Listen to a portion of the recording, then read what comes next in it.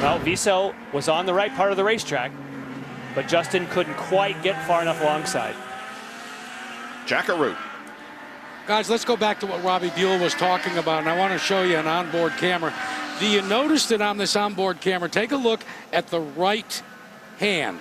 Now, basically what you do when you grasp the wheel, and I've got a steering wheel here, you tuck your thumb on the inside, and that gives you the leverage that you need to be able to turn the wheel. But Robbie, as you said, your driver, Justin Wilson, finds himself having to put his thumb on the outside here.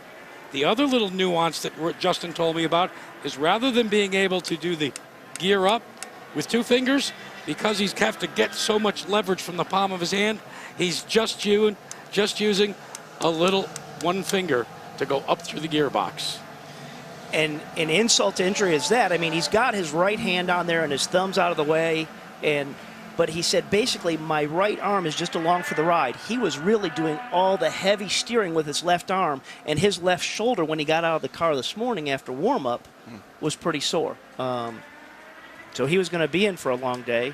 It's not as long as he'll be like right now. And yesterday, certainly you could say, okay, Briscoe didn't see him coming and slammed the door, but unfortunately in this case, I don't think that Justin was far enough alongside. Yellow comes out, first full course caution on lap number 24. We're now on lap 25, and the pits are open. So again, we're going to watch this very, very carefully because of the fact that the pits are so very tight here at Mid-Ohio as the 8 car goes on the hook. This is the front side of that first window in terms of, I mean, you come in right now, you may have to be in 2 more times. You're going to have to make fuel, if you will, with coming in right now. You're not just going to get to the one more But they'll get some yellow fuel mileage, which is almost 3 times as much, because it'll still take a lap or 2 before they get back to green. I think you're solidly inside the window, but yes, Robbie, you'll have to save fuel. What I will say, you'd be crazy to short fill here. You got to take all the fuel while you're there. So you heck you do. So you can get to that last lap. You're not going to see anybody fill it up short and try to get out and get track position, I don't think, because then you're toast. You have 1 more stop for sure, or 2 more. But fellas, when they come onto the pits, look at the white line that delineates the inside and the outside of pit road. As they come down, this is such a narrow pit road, it is going to get a little dicey coming around the corner. If you're towards the front like Will Power, Scott Dixon, and Dario Franchitti, you've got to be careful. And if you're behind them, you've got to be extra careful because you have such an early turn-in. This is going to be wild and woolly under yellow here in these narrow pit boxes. Well, the advantage goes to Will Power. He's the very first pit spot to the far end. Lindy? Well, we've talked about how tight pit lane is. Takuma Sato might be the lucky, and it's not big, but he's got the tiniest gap in front of him because he's next to the Firestone stand. It's not much, but it's there. You can see he's getting the red tires. He says the balance of the car is good. He has asked for no changes. He is down, and there looks like there might be. Here we go. They got it. They got all the fuel in. Robbie? Whoa! There we go. Castro Neves and Ryan Hunter-Reay. Yep. And there, I don't think one of those cars may be damaged. And guys, I was down here trying to find out who went out first. Was it Dario or is it going to be Power? But they are so close to where both of these lanes, all 3 lanes, funnel in. There is no way you can fit 3 cars into that 1 lane, and that's what happened there at the pit out. Both of the cars that are up front, Power as well as Dario Franchitti, both no changes, but Power went for scruff blacks, where Franchitti went brand new set of blacks. And it's pretty obvious there's a problem with Ryan Hunter-Reay's car. Look at his wheel. He was just kind of going straight there. His wheel's cocked to the left. And there's that bent suspension piece. You can see clearly that top steering arm. Here's what happened. Contact between Elio and Ryan Hunter-Reay, and Briscoe was right up there also. It looked like Briscoe was clean, though. I don't think he got hurt bad. So. Yep. All right, under our first full caution here at Mid-Ohio. Here's the situation. Alex Tagliani and Tony Kanaan pitted earlier. They didn't pit up this time, and so they are running first and second. Dario Franchitti beat Will Power out of the pit, so Dario is third and Will Power is fourth.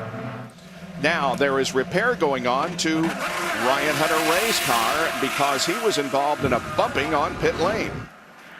Dario gets better traction and amazingly gets by, but look at the 3-car sandwich here.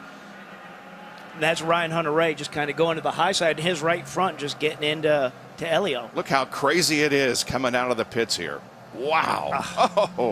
Oh, that did touch a little bit of Briscoe. Yeah, you're Ryan right. Hunter race car went over to his right rear, but I don't think he probably hurt it. Another angle. Fighting to the line. And Castro Neves got into the wall. Yeah. And did you see how Dario beat Power to the line? I mean, Will was trying to get those rear tires to hook up and go, but Dario just had the momentum. Couple of guys responsible for this full course caution. EJ Viso and Justin Wilson. They're both with Jack. We're going to start with EJ first, your version of what happened. Well, I think the overtaking was made too late in the corner. I was already turning and I just suddenly felt that bang in the rear wheel. I mean, it was too late to make that movement in the corner. Let's go get a word from Justin Wilson, also has been kind enough to come here. Justin, we heard from EJ. Now let's hear your version of what happened. I just got a run on EJ. We were going down into turn 4, and I wasn't quite wheel to wheel. I was maybe 3/4 of the way past, and we hit the brakes, and I felt he started the slow diagonal for the apex, and so I was trying to back out. I'm all locked up, and just didn't leave any room for me to back out of it. I'm sorry for everyone in the Z-Line Designs car and driving my involved. We had a good race going. The car was good. We're keeping up on black tires, but you got to leave some racing room. Your corner or not, you got to leave some room to back out. And Lindy, I asked for them to appear together on camera, and Justin respectfully declined. Let's check in with you. Oh, interesting. Thank you, Jack. Well, remember back at Sato's pit stop, it seemed like it was taking a little while. Well, there was something wrong with the fuel. They don't know what it is, but it was just taking so long to go in. They ended up getting a full fuel load, but by the time it should have been done, it wasn't. You can see them behind me talking about it right now, trying to figure out what's wrong. Robbie? Well, Ryan Hunter-Reay lost a lot of positions, but he did not lose a lap. Broken toe link and had to change the nose. His crew not only made those changes, they got him out on the lead lap. The green flag is going to come out, so we'll see how hard Ryan Hunter-Reay can charge that IZOD car through the field. Tagliani and TK are running up front. Let's see how quickly they can be run down, if they can at all, by Dario Franchitti running back there in 3rd spot into turn number 2. And Dario Franchitti will not be too worried about them. They will be on lighter fuel. He knows that they have to stop 2 more times. And so as long as Will Power and company are behind Dario, he will not worry too much. If an opening's there, he'll take it, but he's not going to force the issue. But I don't think they're going to be holding him up too much. I mean, TK, once he got clear, oh, look, a move. There goes Elio down the inside of Briscoe. Uh-oh. There's just as we were talking about Sato. Oh, man. He had lost 6 positions during the pit stop and went from 3rd to 9th or whatever, and 11th. now 11th, and now 11th. this.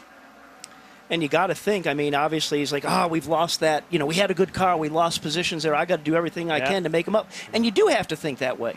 But obviously not where, you got to be aggressive, but not where it can take you out of the race. Right. And that's where the team feels bad, too. I mean, they obviously were trying to get the fuel, and they know they put him behind. He took a risk. I mean, we'll wait to see exactly what kind of risk he took. But and that's just the psyche, the mental psyche of a driver, of growing and being able to manage your emotions. I mean, that's just part of it. Here's what happened. Oh, yeah. That was just in too hot. That was trying to make up for lost time on pit road. And unfortunately, the tires were there, did their job. Now, here's a great move by Castro Neves. That's an aggressive move, especially on a car that you've already rubbed the pit wall with on his teammate at the very same time. And your teammate should be maybe a little favorable to seeing your other teammate down the inside of you. Hopefully. Hopefully. Well, it didn't happen in Edmonton. Whoa! It's safe to say that Sato just was carrying so much speed, no matter what was going to happen. He wasn't going to make that corner.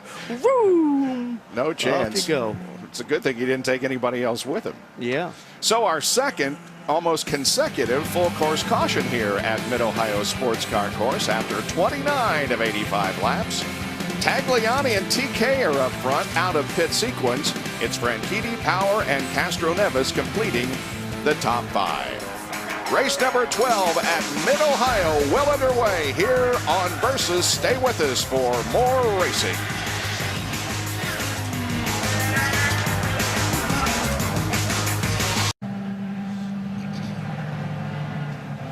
This is probably one of the few tracks that both of our esteemed colleagues in the booth, Jan Beekes and Robbie Buell, have actually